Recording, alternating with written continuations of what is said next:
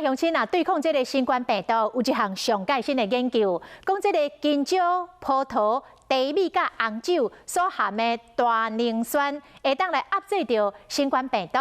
这是中央研究院的院士，也就是中国医药大学的校长洪明奇带领研究团队上新的发现，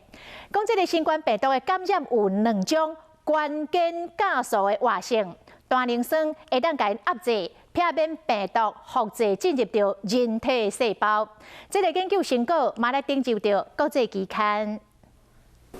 加食果子对健康有帮助。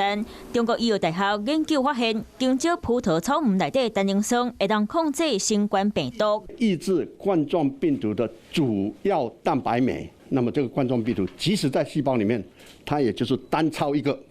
它没有办法复制。除了会当降低病毒活性，嘛发现单宁酸嘛当降低细胞内特殊2倍活性，和新冠病毒无法度攻击细胞。同时也可以抑制人类的这个蛋白酶的活性，所以使得冠状病毒不能跑到人类的细胞里面。头一摆发现单宁酸抵抗新冠病毒，研究成果刊去有名医学期刊《美国肝脏研究杂志》。不过体内单宁酸爱高，才当发挥作用抵抗病毒，所以研究团队建议，逐天适量食有单宁酸的香蕉、葡萄、草莓，或者是啉茶、啉红酒，长时间摄取，得当维持体内单宁酸的高度。